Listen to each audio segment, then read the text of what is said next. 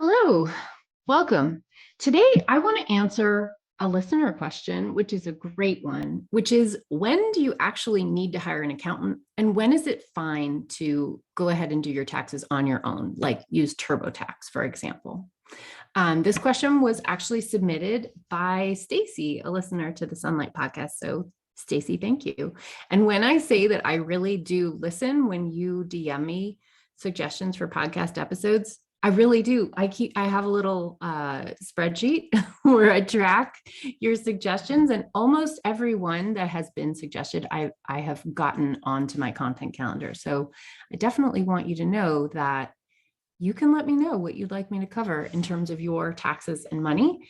And if it feels appropriate for all the listeners of this show, I will do it. All right, so let's get started. How do you know when you actually need an accountant, and how do you know when you can do it yourself?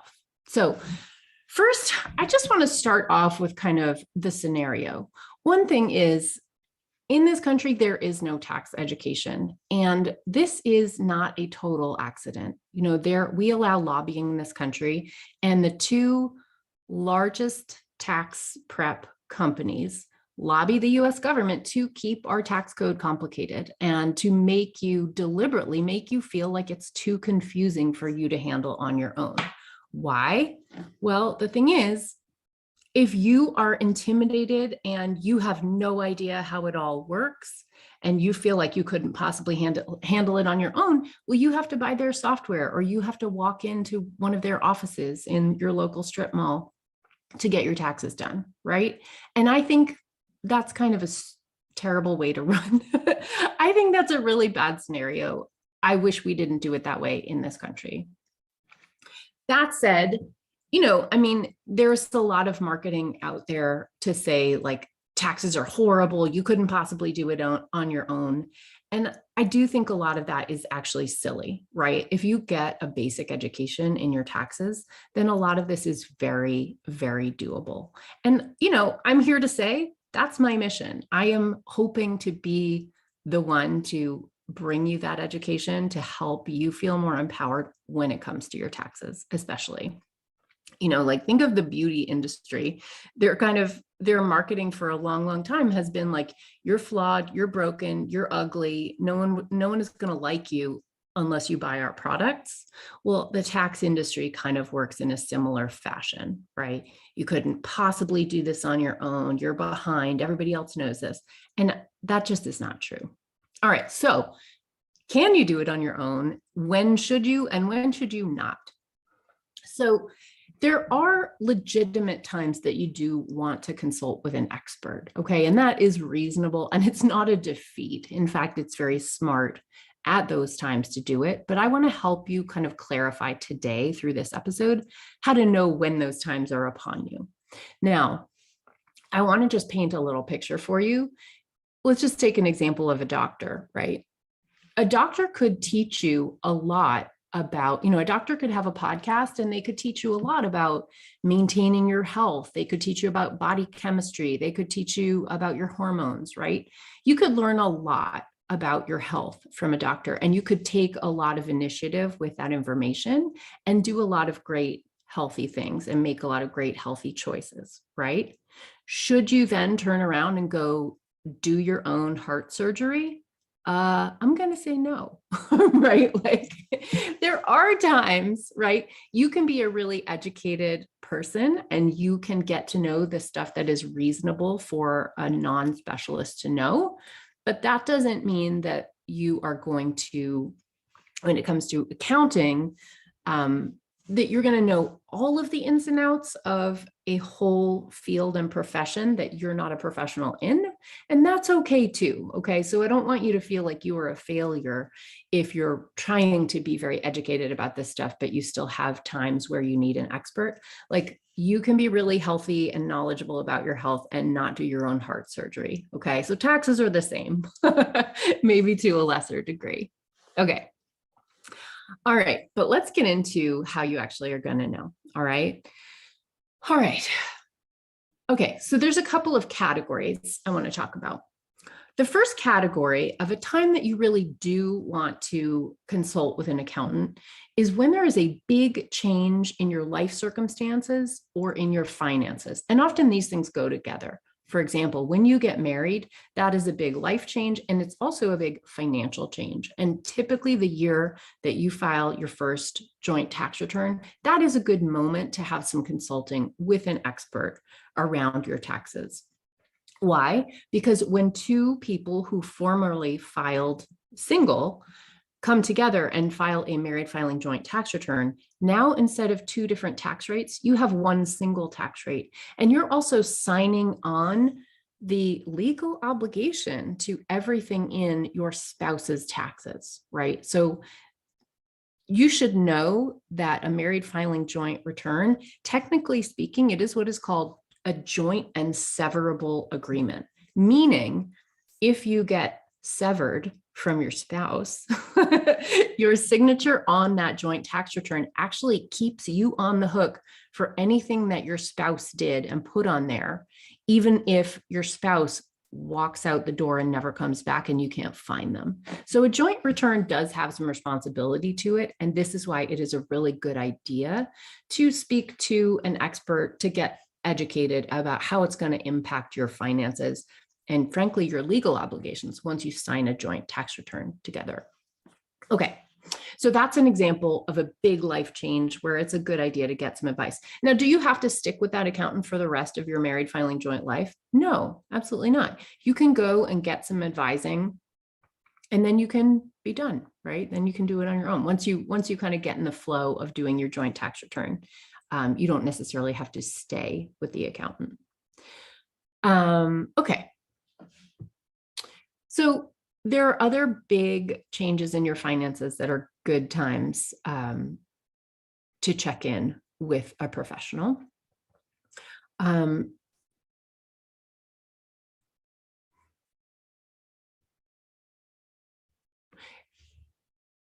So anytime you have a big financial shift in your life, that is a good time to consult with an accountant, because you are not in that scenario going to be able to go look at past tax returns and apply them to your current tax return. And there may be laws around, for example, the realization of capital gains, for example, where there's going to be some tax implication that a professional will easily and quickly be able to spot and tell you about that you might not have known was coming without talking to them, right? So if you get, for example, a windfall grant, then that is a very, very key time to talk to a professional, in part because there's a lot of strategy that you can use when you have a big windfall in terms of protecting some of that money, shielding some of it from taxes by using different tax advantaged accounts.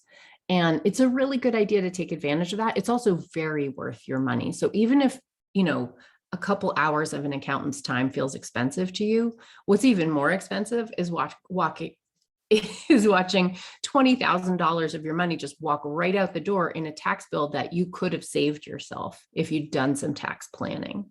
So that's a really good example. I'll give you an example that happened here in my practice. A friend of mine sold her business and only after that point came to me to ask for some help regarding the accounting surrounding the sale of the business. And that was a particular tragedy because selling a business is something you can do a lot of planning around before it happens, and you can help kind of space out the income, the tax bills, et cetera. You can structure the deal in a certain way to minimize the tax impact. But the fact is, once you actually do the sale, once you have the money in hand, your moment for planning is gone. There is no additional thing you can do at that point. So it is too late. So this was a really sad example because this friend came to me basically after there was anything we could do about it. So I want you to understand a general principle that you should know when it comes to taxes is that the moment you get money in your hands is typically the moment that the tax comes. So if you know you are going to get a big chunk of money in your hands, then before that money comes in is a very good opportunity for you to do some tax planning. And tax planning is worth its weight in gold. It is very valuable, and it can save you a lot of money and a lot of headache, and frankly, just an enormous tax bill that you might not otherwise have to pay. All right. So, so a big cash infusion, a windfall, a big change in life circumstances, even planning a really big purchase. So of course, that's money going the other way. Planning a big purchase can be another moment for tax planning. These things are all really important, and you want to consult with a professional before you do the thing, not after. Okay. Now, there's also some tax planning that you might want to do around more general issues like life goals. For example, saving for retirement, saving for college, buying a house, for example, or starting a new business, right? So these are other moments where tax planning is a great idea. And this brings up a point I want to make with all of you, which is, I think if you've never worked with accountants before, you might tend to put a lot of weight on the tax return and think that when you pay for a tax return that you're getting more than a tax return. And I am here to say, as a tax practitioner, that is not true. That is just not how the industry works. When you pay for a tax return, all you're getting is a tax return. Hopefully you're getting some review of that tax return, some explanation of what's inside it, and some ability to ask questions concerning the tax return and make different decisions if there are decision points within that return. But typically that is about the maximum that you get when it comes to paying for a tax return. Typically with a tax return, you do not get tax planning, okay? And the only way that you get things like help with your estimated quarterly taxes is generally if that practitioner is charging a higher dollar amount for that tax return. If you're getting a really inexpensive tax return from an accountant, they're not helping you with your estimated quarterly taxes. They're expecting an additional consult, additional payment for help with those. So basically, you're going to get what you pay for. And if it's an inexpensive tax return, you're probably not entitled to, a long appointment, a lot of explanation, a lot of handholding or question asking. Now, some, of course, you should get absolutely immediate questions about your tax return. You should absolutely be able to ask and have answered. But when it comes to things like strategy and planning, and even things possibly like estimated quarterly taxes, depending on how this practitioner structures their payments. If it's a very inexpensive tax return, again, this won't be included. Then you should be expecting to pay additional time for that practitioner to sit down with you and do tax planning or calculating estimated quarterly taxes throughout the year, et cetera. All right. And tax planning, just so you know, it's really worthwhile. Tax planning saves you a ton of money. And so typically it's going to be worth whatever amount that you pay for that accountant for their time. It's also important to know that tax planning is often best done not during tax season for a couple of reasons. One, your accountant is busy, like they just don't have time and they're going to charge their highest rate if you're doing it in the middle of their busy season. Tax planning is awesome if you do it when that accountant really has a lot of time. If you want to do it in May, June, July, that's a great time to talk to your accountant. The accountant has lots of time, is feeling relaxed. They've had their vacation and gotten recharged after tax season. So that's a really great time to talk to your accountant. Year-end tax planning is another one that's really big and really important and can save you a lot of money. It can also get you on track to have a habit year after year that helps you save money, but also just tweak the areas of your life where you could have more money working hard for you. And so year-end tax planning is another really awesome tool that you can use an accountant for. Typically, you're going to do that towards the end of the year, October, November, December. If you wait until December 20th, you're not going to get an appointment. So if you want to do year-end tax planning, it's best to kind of note that on your calendar now and reach out, in October, maybe November latest, because of course, anytime there's a deadline coming up, there are other people trying to get on board before that deadline, and you will not be the first in line. Okay.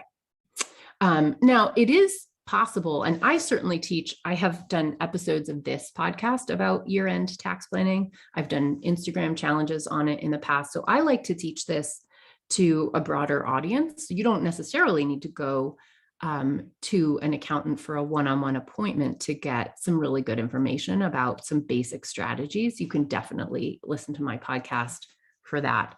And of course, I teach a little bit more detail inside my Money Bootcamp program. But I'm just saying that that is something where there are some general strategies that you can apply that you don't necessarily need one-on-one time to get. Okay, here's a second category when you need to actually consult with an accountant. And that is a category I'm calling shit that is complicated.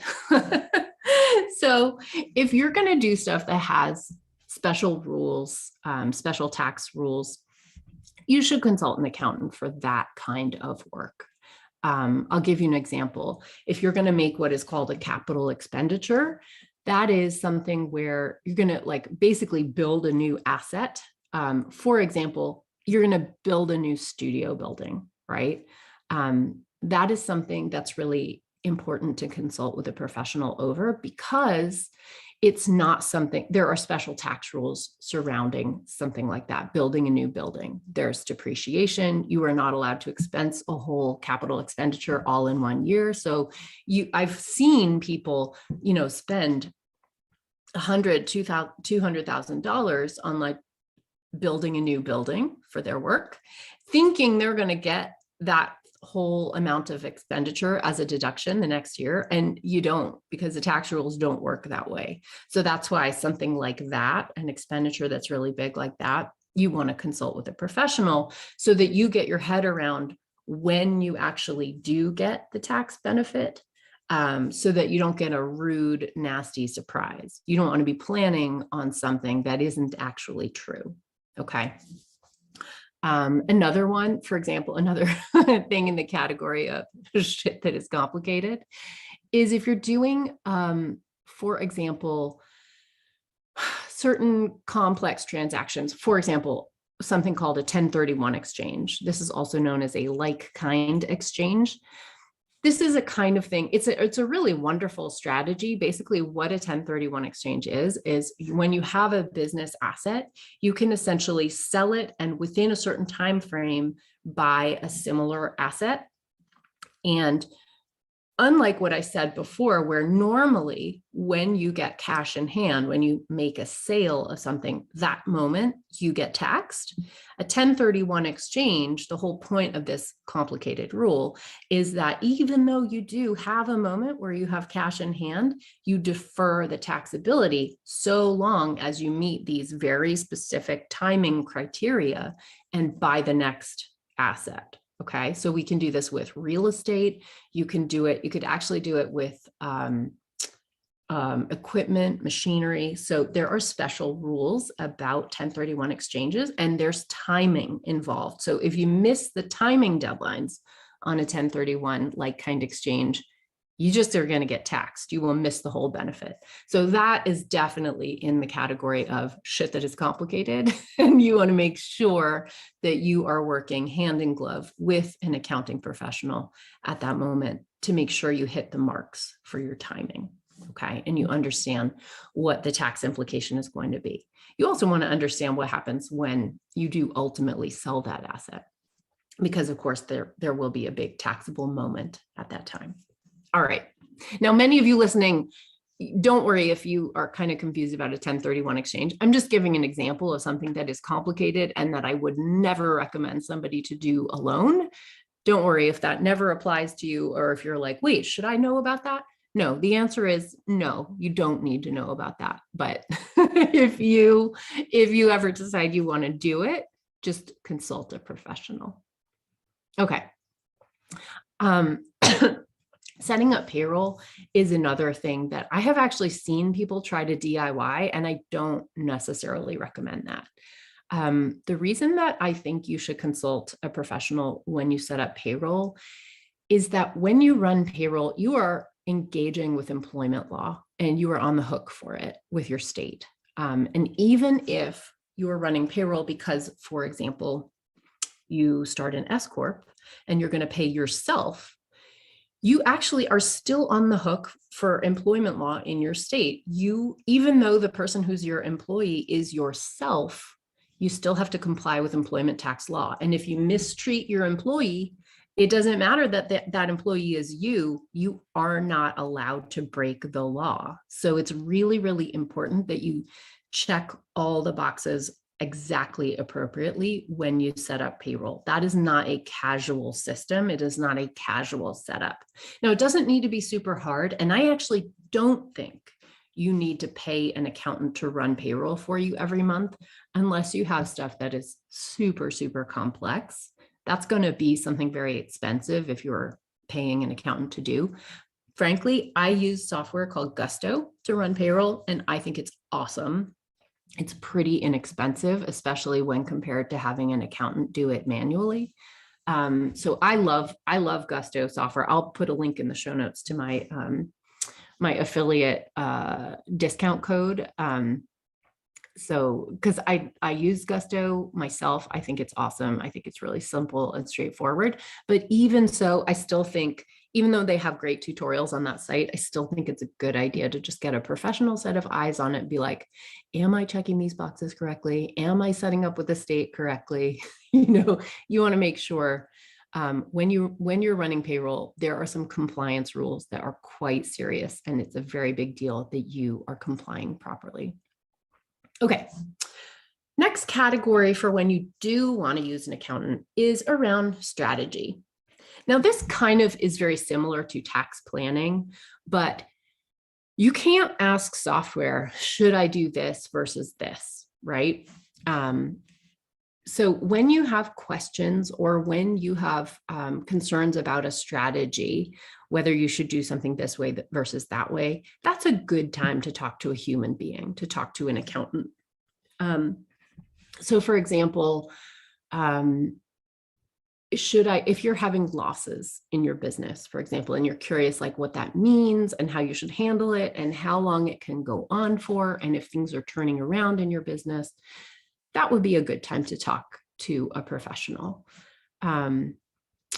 Also, sometimes depreciation, if you buy really big assets in your business, buildings, really big equipment, for example, there are special depreciation rules. These can really help you, but those, when combined with a situation where you're having lots of losses, that's a strategy issue you probably want to check in with an accountant over, because accountants can choose different depreciation methods, and choosing different types of depreciation methods requires a little bit of knowledge about how the depreciation works and doing some planning in your business about when you expect income to come in and at what levels. And so to me, that would be an appropriate time to consult with an expert. Okay. Sometimes that are actually less concerning and where you don't necessarily need an accountant are, for example, doing calculations, right? So if you are setting up depreciation for the first time for some really big purchases, yes, that's more of a strategic area, and I would want you to consult with a professional.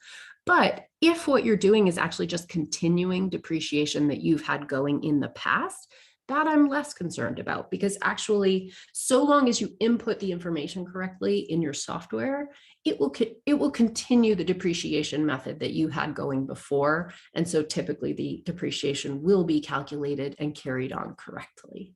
So that's fine. I'm not too concerned about ongoing depreciation from past years.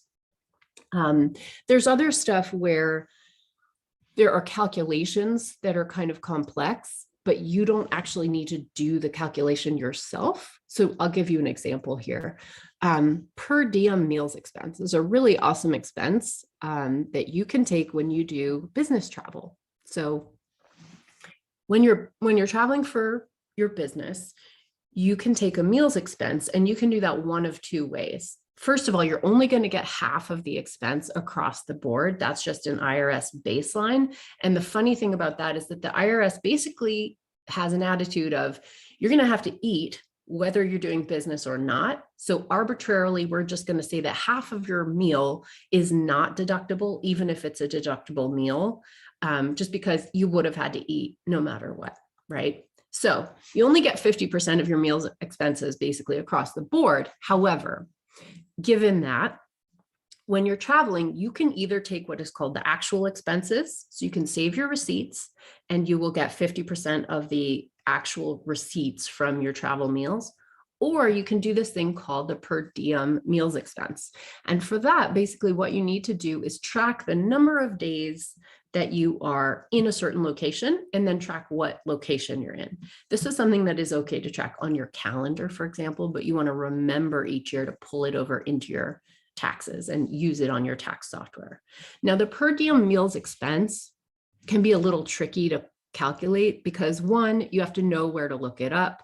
For domestic travel, you're going to look it up on the GSA website. For international travel, you look it up on the State Department website.